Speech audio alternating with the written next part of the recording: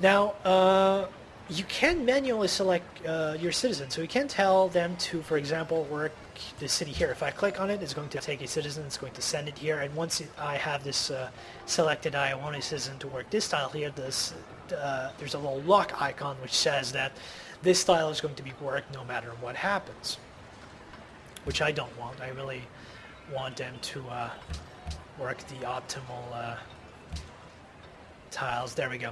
So you can give a specific focus to your citizens if you want to. If you want them to work this tile, you want them to work this tile, but I don't like this. What I prefer to do is use the citizen allocation focus up here in the top right corner.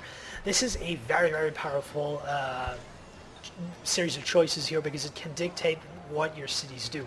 And at the beginning of the game, you do not need to worry with this. If you choose the default focus, it's going to be very, very balanced. So it's going to get a few specialists when you need to. It's going to get as much food as possible to grow. It's going to try to get a lot of hammers. But eventually, as your cities get very big, you don't really need to get that much food, especially if you have a lot of city-states giving you food, or if you have a lot of technologies that give you food. And so eventually, you can choose on a city-by-city basis to have a different focus. So if I select food focus, for example, the AI is automatically going to assign the citizens to work the tiles that are going to give the city the most food. So right now I'm up to plus 17.5 bonus food, but I have less production, I have less gold, science, and culture than I had, and I have obviously very few specialists working. I can also select production focus, and so that's going to work the tiles. For example, this one here, which has this anvil here, actually denotes that there's 5 hammers being generated by this tile. And so there's tiles when 3 hammers, 4 hammers being worked. And so I really like production focus later on. I use that a lot to get my cities to build buildings and units faster. You can also go for gold focus. So you see I'm making 15 gold right now. If I go with gold focus, I'm making 51 because I have specialists working in my bank and in my market, and I'm focusing on the tiles that have that generate a lot of gold. I can also select science focus, which is going to be a little bit like default focus, except I'm going to have specialists working in my library and my university, and so on and so forth. And then culture focus, same thing, making plus 19 culture instead of plus 19, plus 17. This works a little better if you have landmarks. And you can have great person focus, in which you have as many specialists as possible, and you have barely enough food to grow, and you have very little production and very little science. But usually I'm a big fan of production at this point of the game because my cities are pretty big. They're still growing at a fairly normal pace, 30 turns. That's not too bad. And I'm getting, the opera house is done in 5 turns, which is very quick, which is what I like. And so using the citizen allocation focus is a late game tool when you want to kind of focus your cities on something else. You can see that I have most of my big cities on a production focus, and then I have smaller cities like Nara here, which is kind of a newer city. I still have it on default focus because it doesn't quite have the city's improvements yet to be able to go full production focus. If I go production focus, it's not too bad, but I'm going to leave it with default focus because I still want it to grow a little bit more before I decide to go production focus. So use that if you get to the late game. Start using this very much. You can also use avoid growth if your happiness is very, very low because your population is just constantly growing. You can use avoid growth. It'll try to to generate as little bonus food as possible so that you don't get new citizens very quickly, and so that you can kind of keep your population under control and not let your empire grow unhappy. But honestly, avoid growth is not... I mean, if you have a very, very large city, you can set those on avoid growth, but if your city becomes unhappy, the food growth of your city is going to stop to a halt anyway. So it's not a big deal. I don't use this very much. And these are my other buildings. There we go. So yeah, that's pretty much it for citizen allocation focus. I've talked about great people, about specialists, about wonders, about the info screen.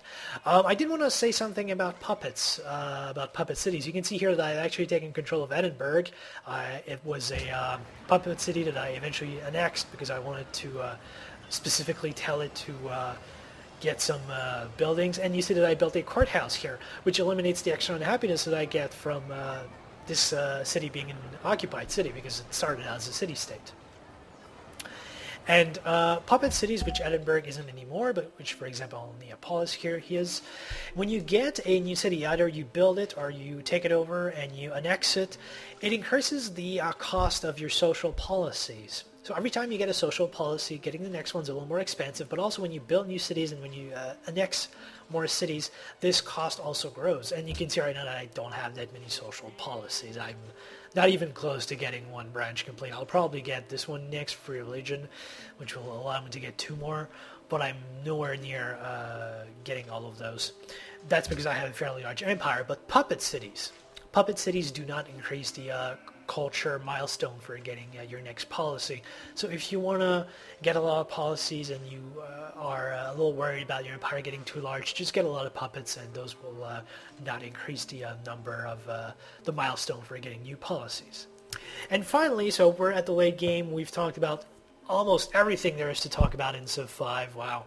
I am going to talk about the last few strategic resources that there are to talk about. So there's iron and horses, which are the first 2 at the beginning of the game.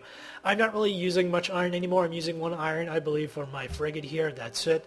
Horses, I'm using 3 because I have some knights and I have a cavalry units here. There we go. Cavalry is a mounted infantry, kind of. It's fast. It's kind of powerful, although it has a penalty against mounted units, which is too bad. But then I have 3 more resources, and there's a 4th one that I don't have access to, but I'll have access to in a little bit. The first one is coal. Coal is found pretty much all over the place, and the one advantage of coal, the one thing that it unlocks, is that it lets you build factories in your city. So, for example, if you go here in Tokyo, I have a factory here, and the factory costs 3 gold to maintain. It costs 300 hammers, and it requires 1 coal resource to build this factory and maintain it. But it increases the production in my city by 50%. That is very big. When you get to the industrial era and you reveal coal, you want to get coal in your within your empire's borders as soon as possible and get a factory in your big cities so that they can build units and buildings much faster. 50% is significant. If you look here, I'm getting 38 hammers from terrain. And then because I have a factory and because I have a couple of other bonuses, I'm getting 64 hammers instead of 38. That's nearly double. It's closing in on double the production. So coal is very important. It lets you build that. The other thing that you can build that doesn't require coal, but that comes at the same time as coal, is railroad. If you look here, this is Kyoto, my capital, and this is Osaka. There used to be a road. This is still a road, but right now those 2 cities are linked by a railroad here. If you see this, here is a railroad. And a railroad is kind of an improved road. If you look here, this little worker is actually building railroad all the way down here. So railroad costs 2 gold per turn instead of the 1 gold that roads cost. So it's twice the gold. It causes units to move even faster than on roads. So that's very good. Units can literally go across the maps in just a couple of turns with railroads. And then it gives a bonus to production to cities that are linked to your capital with railroads. So Osaka right now is getting a modifier for the railroad connection of 50%. So it's only getting 27 hammers from the terrain around it, even though it's on the production focus, because Tokyo obviously has all those hills around it, so it's getting a lot of hammers. This one, Osaka, is only getting 27, but then it has the factory, it has buildings, it has a city modifier, and it has a railroad, which gives it the same production as Tokyo right now. Tokyo doesn't have its railroad yet. So the railroad is very powerful, and it creates trade routes in the same way that roads create. So you really just, when you get access to steam power, which is, hang on, it's a little further. There we go, railroad after steam power here, which is the one that reveals coal. Then you move on to railroad, and railroad gives you the possibility of building railroads. When you are able to build railroads, you really want to get onto that as soon as possible. Link your cities to your capital, and so you will replace your roads with railroads, because there's no point in having a road and a railroad linking to cities. It's just going to cost you more gold without any advantages. The railroad is going to create the same connection for trade route, and is going to give the production bonus, so it's just a lot better. It does cost more though, so I told you to be careful with roads in the basics tutorial in the early game one because it could bankrupt you. Railroad is even has even a higher risk of bankrupting you if you go overboard on it, and you should really just stick to your big cities, linking them to railroads, and then eventually maybe building a railroad. If you're in a domination victory or fighting at the front, you might want to make a railroad connection to the front so your reinforcements can come here very quickly. But it's not a big deal. I would really just stick to the big cities and connect them with railroads.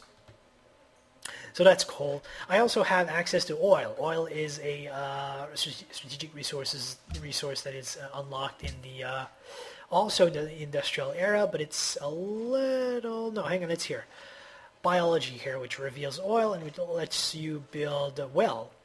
So oil is a powerful resource that lets you build more powerful units. So coal only lets you build a building. There's no units that are unlocked with coal, I believe, except maybe the ironclad. I'm not sure. Let me see. Ironclad. Yeah, ironclad actually requires coal, but it's kind of a shitty naval unit. It's not that bad, but it's the only unit that requires coal. So you can usually the amount of coal you have is the amount of factories that you should get. Don't bother with ironclads. Oil though lets you build more powerful units. Stuff like tanks, any motorized units. So stuff like tanks, like planes, like my little Zero up here. This little Zero here requires oil, and so does the building, the bomber that I just built in Tokyo. This one actually also requires oil. And then a couple of naval units like the battleship, which is the most powerful naval unit, and the carrier, which serves as a mobile base for air units. All those units require oil, and so if you have a lot of oil, you're able to field a large modern army that's going to have quite an edge against someone who doesn't have oil. So for example, right now I can see that the Romans don't have access to this oil. They don't have access to this one here, and they have some coal over here, but that's it. So they're not going to have access to tanks or anything powerful. So if I get those units, not that I need them, but I'll be able to crush the Romans very easily. You can also find oil sometimes, there we go, in the ocean, very rarely. And this is the same it's the same oil as here, except you need to build a workboat, and you need to get the plastics technology, never mind, the refrigeration technology here, which lets you create an offshore platform with a workboat. Otherwise, you cannot use this oil. So oil, very important. It's usually found in northern climates. So in tundra and in snow, you'll find a lot of oil. You'll find some in the sea, and then you'll find some in deserts usually. I have a little oil well here because I have oil. And then there was one more place. Cannot remember where it is. Somewhere here, maybe? Nope, cannot remember. Oh, actually, over here. There we go. I have some oil here near the desert. So that's where you'll find oil. So desert is not really the best type of terrain, and neither is tundra and snow, but you'll find a lot of oil in that. And then the last resource that I have available here that I've revealed and I'm actually working on getting here, this little worker is building a mine on top of the aluminum to harvest it. And aluminum is a little bit like the big brother of coal and oil. It lets you build some more advanced buildings, and it lets you build some more advanced units. So this aluminum will let me build jet fighters, which are the upgrade to the Zero, to the standard fighter. They will let me build modern armor, which are the second generation tank. They'll let me build stealth bombers, and just overall, just like it's kind of the next step up from oil. So if you have a lot of oil, you can build the first generation modern powerful units, and then aluminum lets you upgrade that to the second generation, even more powerful units. And it's found all over the place, usually in hills. You need to dig for your aluminum. And so it's actually revealed very early, though. If you look at the here, it is revealed with electricity. So you have biology here, which reveals oil. You have not steam power. You have scientific theory here, which reveals coal, and you have after that electricity, which reveals aluminum. So you have that series of three technologies here that reveal all the advanced strategic resources, and so you should get on revealing them as soon as possible. If you have to fight a war to get access to those strategic resources, do it, because they are absolutely crucial.